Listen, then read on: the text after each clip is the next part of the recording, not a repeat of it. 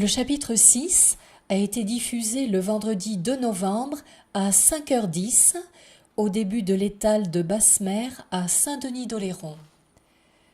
Chapitre 7, degré 0, calme sur l'échelle de Beaufort. C'est arrivé dans la nuit. La commune de Naissans dormait. Selon leurs conditions, leur situation et états respectifs, il y avait parmi ses habitants ceux qui dans leur lit étaient seuls, ceux qui dans leur lit étaient deux, ceux qui étaient deux mais qui se sentaient encore plus seuls que s'ils l'avaient en fait été, ceux qui étaient seuls ou deux et heureux de l'être, et ceux qui ne pensaient pas à tout cela. C'est arrivé dans la nuit. Peut-être certains s'étaient-ils endormis en participant de l'humiliation qui touchait la commune, car il n'est pas toujours agréable que des mots soient mis sur ce qu'il advient, et il n'était guère agréable en tout cas de lire dans les journaux, même si les termes étaient pertinents, ce qu'il en était de la mafia de l'or jaune, de l'escroquerie en bande organisée qui s'était abattue sur Naissans. C'est arrivé dans la nuit. Peut-être parmi les habitants, d'autres encore, en vue de se fabriquer un beau sommeil, avaient tenté soit d'évoquer le souvenir du dernier vendredi de juillet, ses bruissements, ses odeurs, ses couleurs, ses rires, sa joie, soit d'appeler en eux la perspective du vendredi de juillet qui, l'été prochain, reviendrait. Puisqu'à Naissans, il existe ce dernier vendredi de juillet une tradition non nommée, mais connue de tous, habitants, vacanciers, et qui est tout entière centrée autour du club de canoë-kayak. On rappellera à ce sujet que c'est sur les rives de la Lauve qu'est située la base du club de canoë-kayak et que le fin ruban de la Lauve se déroule en serpentant dans la commune. On précisera que sa courbe épouse de si près le domaine maritime que ses eaux sont saumâtres pour avoir par le passé pu entrer en communication avec l'océan Atlantique par une fine brèche qui s'était ouverte dans la dune et qui est refermée depuis bien longtemps. On indiquera que les encouragements de tous, habitants, vacanciers, visiteurs, équipes municipales, vont bien naturellement aux jeunes du club de canoë-kayak et que ces encouragements sont assortis de l'indulgence la plus grande et en tout domaine. D'ailleurs, les jeunes du club de canoë-kayak sont méritants en bien des domaines et progressivement, à l'issue d'un long et pénible travail qu'ils ont mené été par été, ils ont érigé sur partie des rives de la Lauve de larges planchers de béton.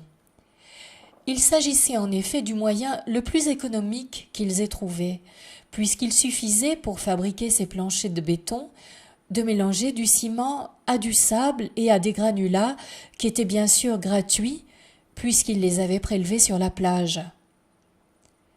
Ces larges planchers de béton rivés sur le sable des rives de la Lauve sont ainsi dédiés à accueillir l'hiver de la façon la plus économique qui pouvait être trouvée, les coques des embarcations du club. En été, ces planchers de béton sont libérés des embarcations. Il constitue alors une agréable promenade qui est ouverte à tous. La commune a autorisé les jeunes du club à mettre en place sur cette promenade un cabanon de bois abritant de vastes réfrigérateurs alimentés par l'électricité communale. De telle sorte que, chaque dernier vendredi de juillet, les examens étant terminés, les vacanciers de juillet n'étant pas encore partis, ceux du mois d'août commençant d'arriver, ce soir-là, l'électricité du cabanon permet la diffusion de toutes sortes de lumières, de musique dansante, et le club bénéficie, en vue de constituer la cagnotte annuelle de ses frais de fonctionnement, de l'autorisation exceptionnelle de distribuer, contre rétribution laissée à l'appréciation des visiteurs, des gobelets de vin et de jus de fruits. Ainsi, chaque dernier vendredi de juillet à Naissant, jusqu'à 1 heure du matin, heure à laquelle tout doit impérativement s'arrêter, résidents, vacanciers, visiteurs, jeunes ou plus très jeunes, en famille ou pas, disposent sur les rives de la Lauve de modalités particulières propres à rire, danser et être heureux. C'est arrivé dans la nuit. Le vent pourtant se situait cette nuit-là au degré 0, calme, sur l'échelle de Beaufort.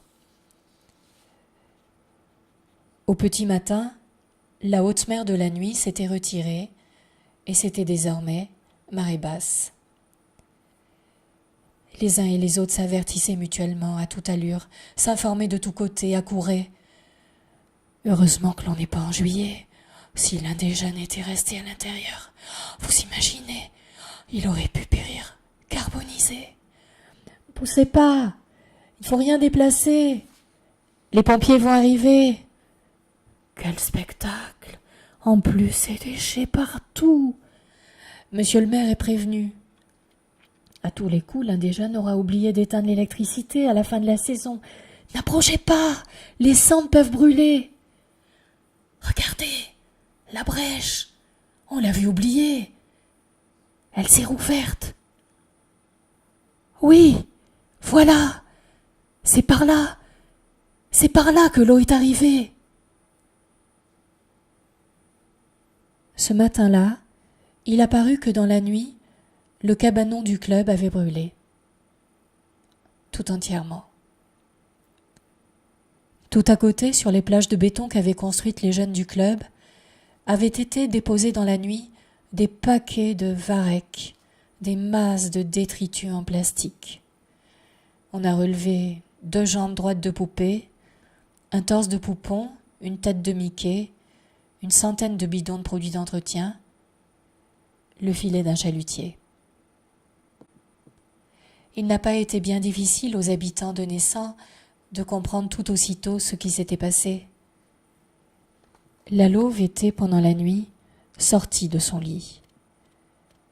Les eaux de son lit ne pouvaient pas s'infiltrer dans le sable en raison du bétonnage de ses rives auquel avaient procédé les jeunes du club. L'eau avait donc pénétré dans le cabanon. Elle avait occasionné un court-circuit au niveau du moteur électrique de l'un des réfrigérateurs. Le court-circuit, à son tour, avait occasionné l'incendie du cabanon. Mais la commune comprit aussi toute autre chose. Il lui apparut que tout ce varech, tous ces déchets de plastique, ce filet de chalutier, que si tout ceci avait été amené dans la nuit par la Lauve, sortie de son lit, c'était parce que la Lauve elle-même, dans la nuit, l'avait reçu de l'océan. Par une brèche dans la dune, rouverte tout d'un coup, alors que rien ne l'annonçait, alors qu'il n'y avait aucun vent cette nuit-là, puisqu'il s'agissait du degré 0 sur l'échelle de Beaufort, que le coefficient de la marée était particulièrement faible. Et les habitants de Naissant comprirent ce matin-là qu'il y avait lieu de tourner leur regard vers une toute autre direction, au loin, vers le large.